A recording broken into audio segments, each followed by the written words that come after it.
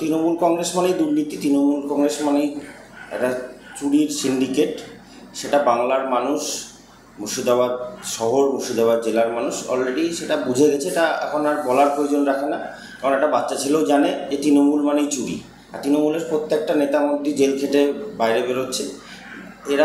এদের কাছে চুরি করাটা একটা স্বাভাবিক বিষয় হয়ে গেছে, যেটা দিনে ডাকাতি বলে। চুরিটা এদের কাছে স্বাভাবিক বিষয়।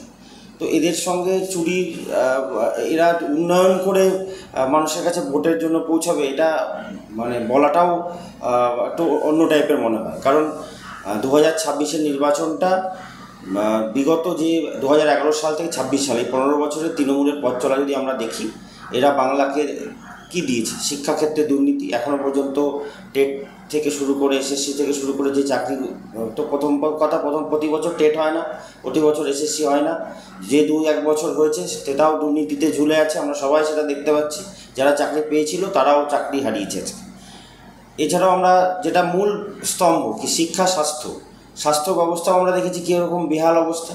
আমরা আরজি করের ঘটনাটাও দেখেছি রিসেন্টলি, সবাই বাংলার মানুষ দেখেছে যেখানে স্বাস্থ্য ব্যবস্থায় দুর্নীতি, আরজি করের ঘটনাকে কেন্দ্র করে কেঁচো খুঁড়তে কেউটে অনেক কিছুই বেরিয়েছে, যে সেখানে কীরকম দুর্নীতির একটা আতুরঘর হয়ে গেছে। এটা সর্বত্রই চলছে, বাংলা জুড়ে চলছে। এখানে গ্রামের মানুষরা এখনও সঠিক চিকিৎসা পায় না।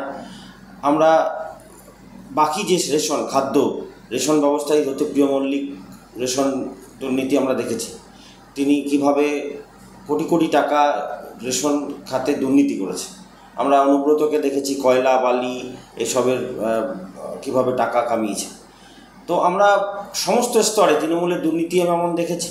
তেমন এরা সাম্প্রদায়িক কার্ড খেলে বাংলার বড় সনাতনী হিন্দু সমাজকে একটা অসুরক্ষার মধ্যে নিয়ে এসেছে।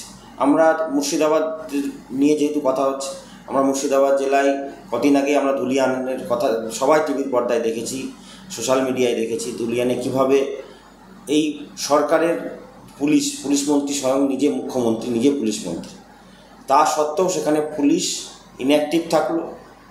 ফোনের পর ফোন করা সত্ত্বেও সেই গ্রামের মানুষদের বাঁচানোর জন্য পুলিশ থানা থেকে বেরোলো না, এবং তাদেরকে বললো আমাদের কিছু করার নেই।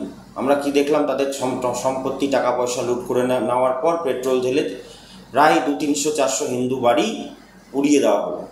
তারপরেও আমরা দেখলাম যে সেখানে তৃণমূল কংগ্রেস সেটা নিয়ে রাজনীতি করার চেষ্টা করলো, এবং বিএসএফ না এলে সেখানকার মানুষ বাঁচতে পারতো না। সেটা সেখানকার স্থানীয় মানুষদের ইন্টারভিউ আমরা বিভিন্ন চ্যানেলে দেখেছি। তো এই বর্তমান পরিস্থিতি আছে যে তৃণমূল কংগ্রেস বলছে 26-এ উন্নয়নকে কেন্দ্র করে তারা ক্ষমতায় আবার ফেরার চেষ্টা করবে বা নির্বাচনের ময়দানে নামবে। এটা অবান্তর, কারণ তৃণমূলের উন্নয়ন সবাই দেখে নিয়েছে। কেন্দ্রের দেওয়া অর্থ সেটাও ঠিক মতো এখানে খরচ করতে দেওয়া হয় না। কেন্দ্র পঞ্চায়েত এলাকায় আমরা দেখেছি সমস্ত টাকাটাই কেন্দ্র দেয়। পৌরসভার ক্ষেত্রেও পানীয় জল থেকে শুরু করে আবাস যোজনা থেকে শুরু করে ম্যাক্সিমাম উন্নয়ন খাতের টাকা আমাদের অমৃত সিটি প্রকল্প, যেটা ওরা গ্রিন সিটি বলে চালাচ্ছে, যেটা ওরা নির্মল বাংলা মিশন বলে চালাচ্ছে, সেই টাকাও স্বচ্ছ ভারত মিশনের প্রকল্প টাকা, সেটাও সেন্ট্রাল দেয়। তো সমস্তটা সেন্ট্রালের টাকা।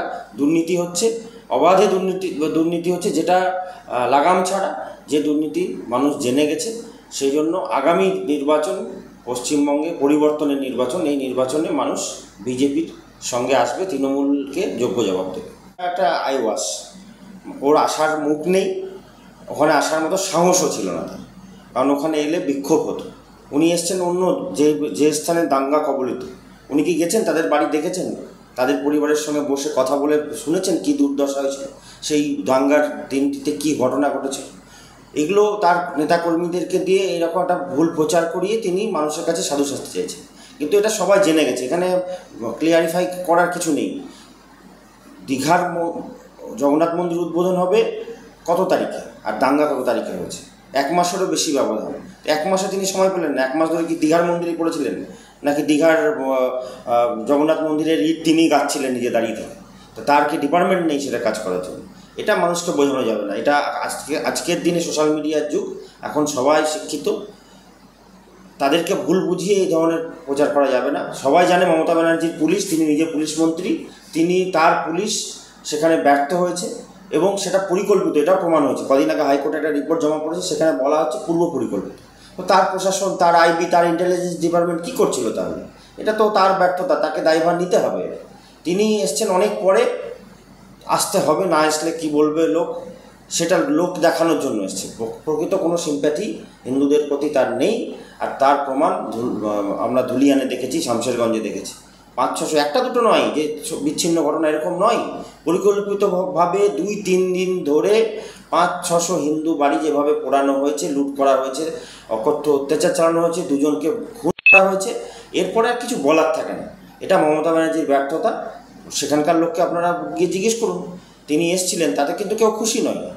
তারা সবাই জানে, তারা এখনও বলছে যে পুলিশের প্রতি আমাদের কোনো বিশ্বাস নেই। পুলিশের প্রতি বিশ্বাস নেই মানে কি? তার মানে রাজ্য সরকারের উপর বিশ্বাস নেই। একই তো বিষয়। পুলিশ মানেই রাজ্য সরকার। তারা চাইছে স্থায়ী বিএসএফ ক্যাম্প, তারা চাইছে রাষ্ট্রপতি শাসন, তারা চাইছে কেন্দ্রশাসিত অঞ্চল। এটা ওখানকার স্থানীয় মানুষের দাবি, কারণ তারা সেই জিনিসটা নিজের চোখে দেখেছে, অনুভব করেছে, বেছে বেছে কীভাবে হিন্দু বাড়িকে পোড়ানো হয়েছে। এটা তো পূর্ব পরিকল্পিত। এটা অপেক্ষায় ছিল কবে একটা কোনো ইস্যু পাবো, আমরা হিন্দুগুলোকে গ্রাম ছাড়া করব, ওখানে এটাকে ল্যান্ড জিহাদ। অ্যাকচুয়ালি এটা তাদের পার্ট, এটা তারা আগে থেকে পরিকল্পনা করে রেখেছে। শুধু এটা আজকে যারা ভাবছে যে ওখানে ধুলিয়ানে হয়েছে আমি সুরক্ষিত আছি, বাংলার মানুষ যারা এটা ভাবছে, তাদের এই ভাবনাটা ভুল। তারা কিছুদিনের মধ্যেই দেখতে পাবে, যদি এই ভাবনা দেখে তারা যদি এখনই সচেতন না হন, তারা নিজেদেরকে ঐক্যবদ্ধ না হন বাংলার হিন্দুরা, তাহলে আগামী দিনে তাদের এই এজেন্ডা সব গ্রামে গ্রামে হবে। আপনি ওখানে গিয়ে যদি সার্ভে করেন, তাহলে দেখবেন যারা অত্যাচারিত হয়েছে তারা অনেকে এখনও বাড়ি ঢোকেনি, আতঙ্কে। তারা তাদের আত্মীয় স্বজনের বাড়িতে, কেউ ঝাড়খণ্ড বা কেউ অন্য জেলায় গিয়ে আশ্রয় নিয়ে আছে।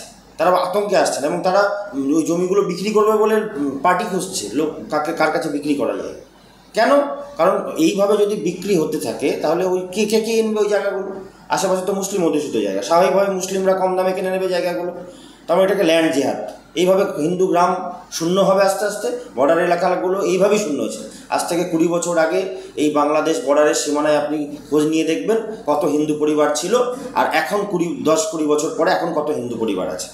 এটা একদম ক্লিয়ার যে এটা তারা পূর্ব পরিকল্পিতভাবে কোনো ওয়াকআপ টকআপ ওদের কাছে ইস্যু নয়, সিএ এনআরসি কোনো ইস্যু নয়।